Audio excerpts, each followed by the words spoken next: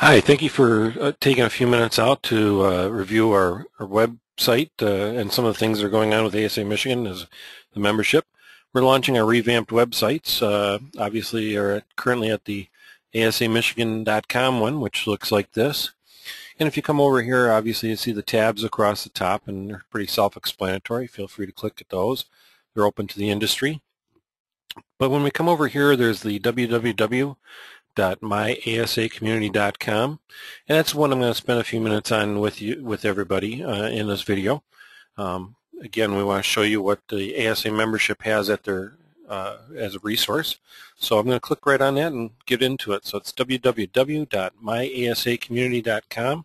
It is a members-only website by invite as a member.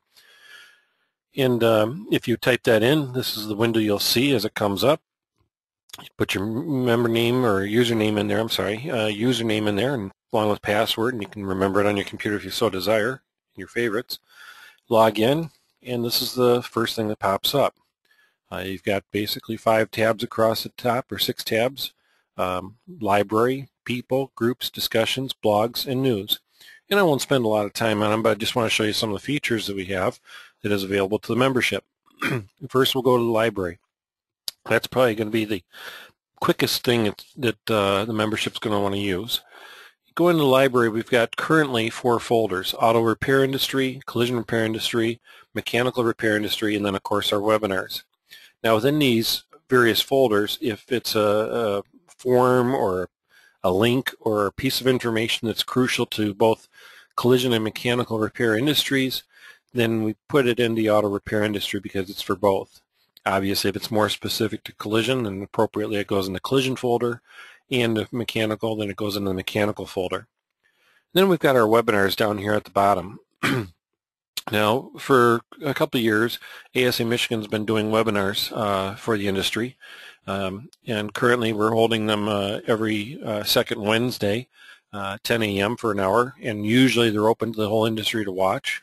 But one of the conveniences of being an ASA Michigan member is we've created a virtual library. So if you've missed that webinar, or if you want to go back to something to hear it again or check something to make sure your notes are correct, that's the opportunity the membership has right there. The only exclusion is if we, on occasion, we've gotten we've had speakers where we've had to pay them, and if it's a paid webinar, then we can't put in the virtual library because we have an agreement with the speaker when that presentation was done.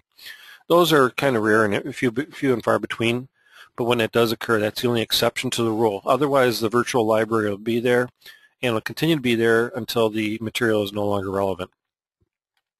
So let's go into seeing what it looks like.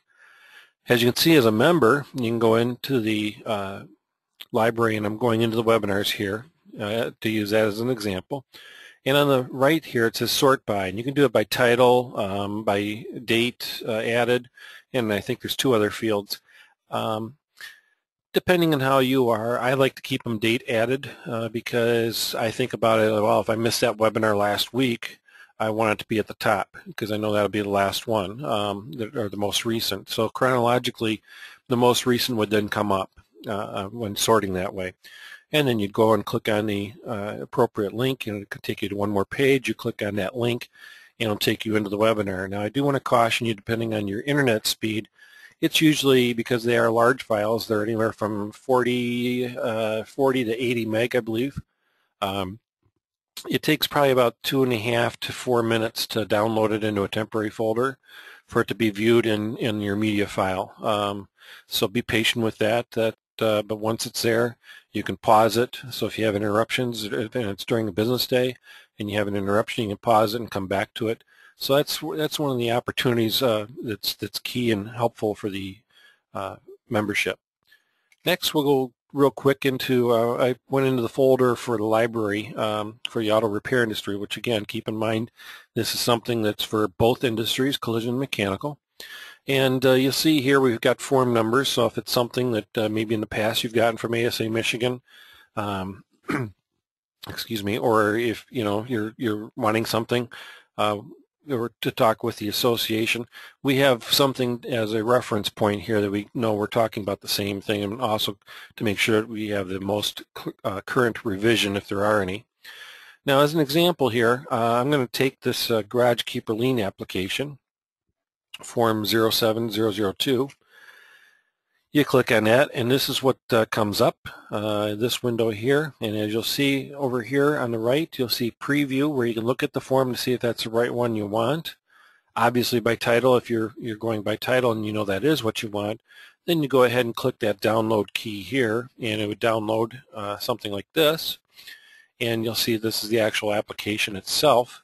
And then I'd recommend you just click up here if you're going to print it or need it to print to obviously use it.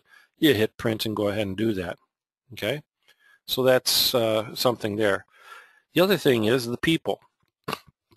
And keep in mind this is membership of ASA Michigan only, and this allows you to talk to each other, and these are some of the people that are within the organization or fellow colleagues and members that can share best practices, ideas, and so forth, and I'll get into that in a few minutes. One of the things that is required, because we want to make sure that we keep this, number one, keep the site as a tool for the repair industry and more importantly the membership, we have a couple of criteria, and that is that when you sign on, you're agreeing to the terms, and that by registering, you're agreeing to abide by all federal, state, and local laws, including antitrust laws. So we're not trying to fix a market or prices or any of that nature. Any of that will cause a warning, then a suspension for a period of time, and then possibly a permanent removal.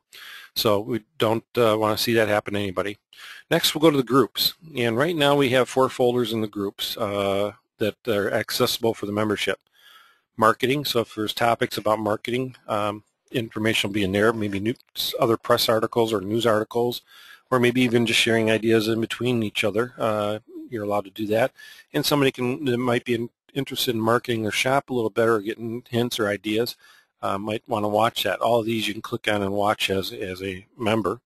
And anytime anything new's put in there, you'll get an email letting you know that something's gone into that folder. The next 3 are customer challenges, financial challenges, and management challenges. Now, yes, I skipped over the one that says ASA Michigan Board only, because that is a private folder that only the board has access to and myself, but that's to keep communications between the board and myself going. But again, you can trigger those and get some ideas from some of your peers. Discussions, currently that's empty, but as time goes on, you'll see that that'll develop. You can create a discussion, create a question, create a poll, and see what your colleagues and peers think about different ideas, or maybe there's a topic, or maybe there's a legislative piece that is out there. You might post it up there, and an example there might be like what we went through in 2012 for the collision industry, raising the mini tort.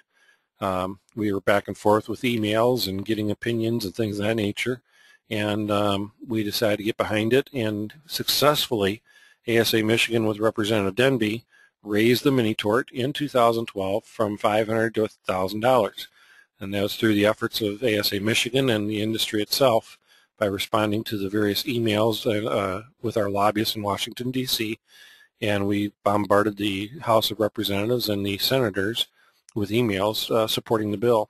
And of course, like I said, Representative Denby and her colleagues also deserve a lot of credit. So that's what that's a place where the discussion could come in. Blogs will be simple, quick news articles as time goes on, or little thoughts from anybody. News the same way. So that's something that is available to the members only, and this tool will grow, as will the association. So I encourage you to do this.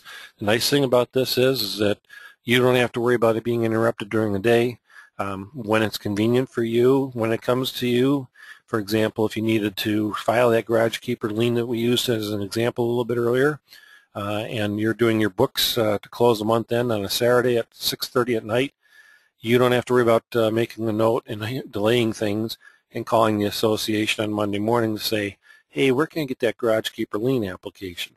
We made it available for you 24/7, 365. Same thing with the webinars. So again, a piece for the membership. More to come in 2013. As I mentioned, this is the spring of 2013, late spring of 2013. They were kicking all this off. But I take a look at MiASAMichigan, and that kind of looks like us, a group of people. I mean, we're all young like that, I'm sure, and limber and energetic. But seriously, the ASA membership I look at as a group sitting there. Nobody wants to be that little boy that's standing out of the circle. We're sharing information that goes way back. In fact, to March 21st, 1934 to be exact, that's when the MiASAMichigan became an association. It goes all the way back to 1934. And by keeping the industry informed and responding to the industry's needs and telling you what you needed to hear, not what necessarily you wanted to hear, because not everything's a good piece of news. For example, if there's regulations that come into our industry periodically, we don't want to hear that per se, but by the same token, to stay in business, we need to hear it. So we do the best we can to keep you informed. And doing so, we do it so that you can continue to make sound business choices that keep you successful, because we want you to be here tomorrow and the next day and the following year and so forth. And that's what makes our membership successful and also the industry successful. So with that, I just wanted to do a quick video to show you what the membership can see. And we've been serving the industry as a go-to, and we'll continue to do so using technology and into the future. And thank you very much for taking time to watch this video. Have a great day.